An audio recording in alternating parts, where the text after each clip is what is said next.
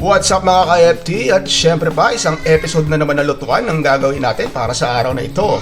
So kung bago ka lang dito sa channel na to, ay welcome na welcome ka dito. Kaya ano pang inaantay ninyo? Let's go!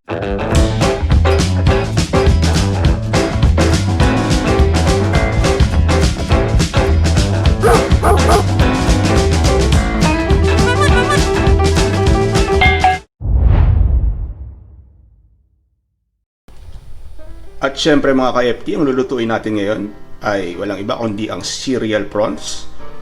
Ang mga kailangan nating ingredients ay syempre kailangan natin ng cereal, kailangan natin ng flour, kailangan natin ng butter, syempre sili, onting garlic, curry leaves, at syempre powdered milk, at syempre ang bida nito kundi ang prawns. Ito mga ka-eeftee.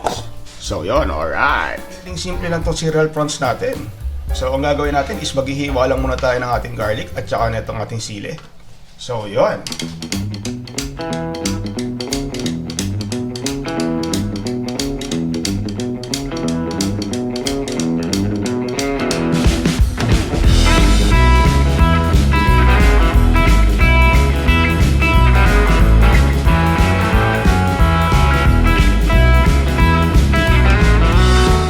At syempre mga ka-eeftee, tapos na nating yung ating hiwain yung ating garlic tsaka sili.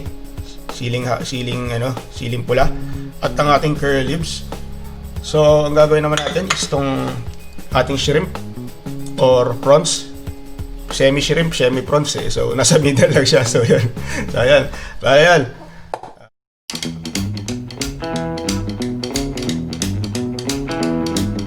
Siya nga pala mga ka-eeftee, itong itong semi-cute na prawns natin is na-depain ko na siya, natanggal ko na yung niya, binaklesan ko na to. So nabakles ko na tong ating prawns na cute. So na-depain ko na, natanggal ko na yung yung intestine niya ba tawag nun, hindi ko alam, pero yun. So yun, comment down below, intestine nga talaga yun. Okay, so yun, nalinis ko na siya, nagupitan ko na, na-trim ko na, pinaparlor ko na. So nawala na yung mga yung mga balbas-balbas, saka yung mga kailangan tanggalin. So yun mga ka-eeftee. So ito-dredge lang natin sa flour, tapos piprito na natin. Alright.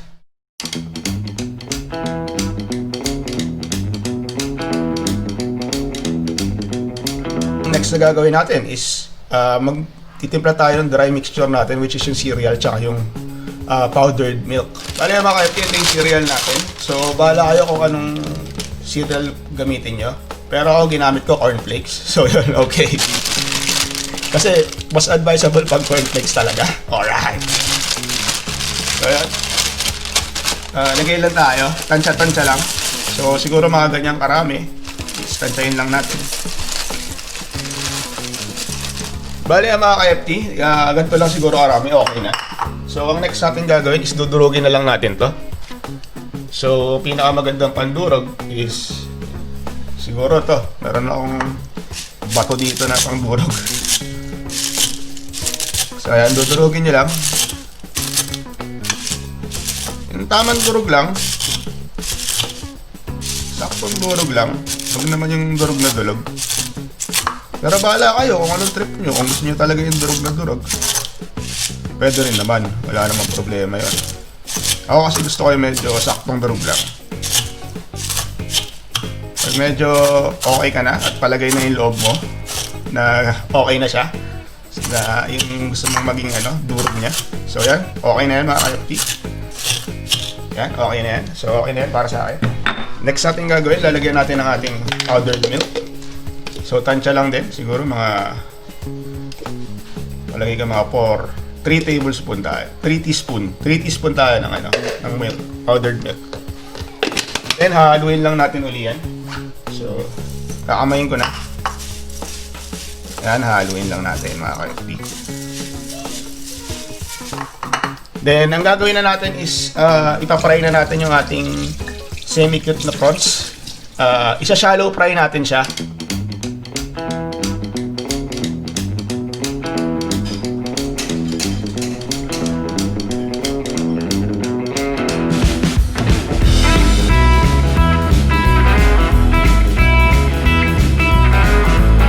At yun mga ka-eeftee, tapos na natin iprito ang ating prawns na cute. So ayan. kukunin ko na lang yung ano natin. Yung pangsahog natin, yung cereals natin. So ito yung cereals natin. Iluluto na rin natin para matapos na natin yun. Alright!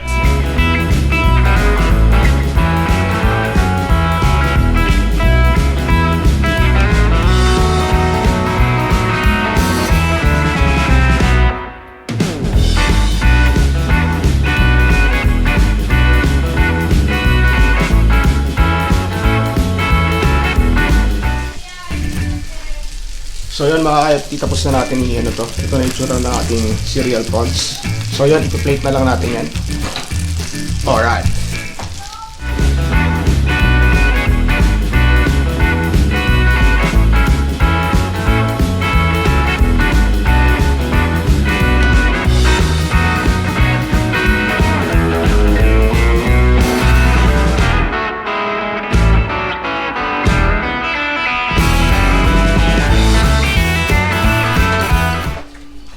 At bali yun mga ka-eeftee, ito na yung ginawa nating semi-cute na prawns. Titikman na natin, pero sandali lang may tumatawag. Alright! At ito na mga ka-eeftee. O yeah, ayos na. Nakausap na natin. Alright! So yun, titikman na natin to. Siyempre, onti lang titikman natin kasi sinabi ko naman dati, hindi tayo masyadong mahilig sa mga sipod-sipod. Sa mga ganito. So yun, ito nasa unahan. Ito na lang nasa gitna. Para magulo yung plating. Alright. Sige. Bala ka. Tapos yun, syempre, nawala tuloy ako. At yun, syempre, kinausap ako ng nanay ko, naguluhan ako. Alright. So, titikman na natin to. So, ito. Plato tayo dito. Bigyan natin ito. Masarap kasi itong curry leaves. Parang may ibang flavor eh. Gusto, pipigaan natin itong ating lemon. So yan, sinabi ko nga, nabaklisan ko na to. At mga ka-eeftee, nabaklisan na natin. Ayan. So, andyan na yung laman. So, pwede na natin baliin. Ganyan. Para matikman natin yung laman mismo. Yun mga ka-eeftee. Masarap ba? Masarap ba mga ka-eeftee? Mahihilig siya sa prawns dyan. Sa mga shrimps. eeftee, tinatawag kayo ng cereal prawns, Alright! So, yan, titikman natin, mga ka-eeftee. Tikman natin itong buntot. Yan, Yun, mga ka-eeftee, So, yan, mga ka-eeftee. Gusto kong pigaan ng, ng lemon ng konti. Natin ang lemon, yan. Kasamahan natin itong ating curry leaves. So yan, mga ka-eeftee, titikman na natin to.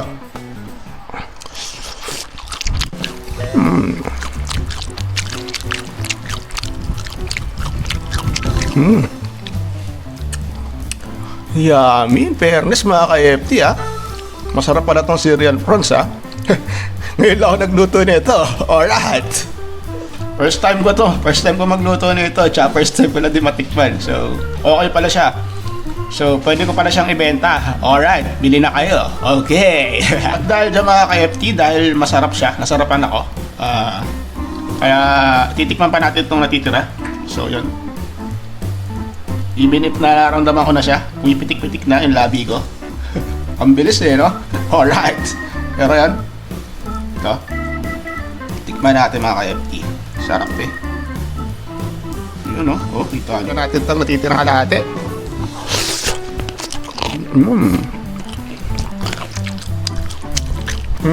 Yummy talaga mga ka-eeftee. Alright.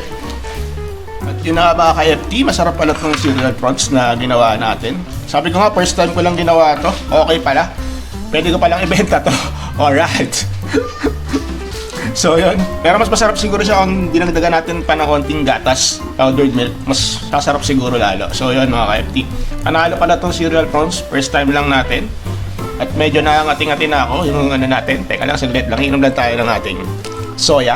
Yun, mga ka-eeftee. Alright! Kung nagustuhan nyo tong video ko na to, ano pang inaantay nyo? Tirahin nyo na to. Tirahin nyo na yung cereal prawns. Easy lang mga kailangan mong ingredients para makapagluto ka nito. Masarap pala. So, itry nyo na mga ka-eeftee. Alright! Siyempre pa, shower out kay Kuya Pai, ang kuya ng bayan. Alright, shoutout sa'yo Kuya Pai ba? Okay. Hindi na high blood ngayon yan. Alright. Hindi na HB si Kuya Pai. Okay, mapapa-okay na kayo dyan. Alright. At syempre kung hindi mo pa na-hit yung bell button dyan sa baba, tikiting, o yung subscribe button, ano pang inaantay mo kay eeftee? I-hit mo na yan. Sige na naman, Valentine's now. Alright. At muli, maraming salamat sa mga ka-eeftee natin dyan na sumusubaybay every Thursday and Sunday. Maraming salamat sa inyo mga ka-eeftee. Alright. So again, once more, maraming salamat sa mga ka-eeftee natin dyan. Hanggang sa muli, bye-bye!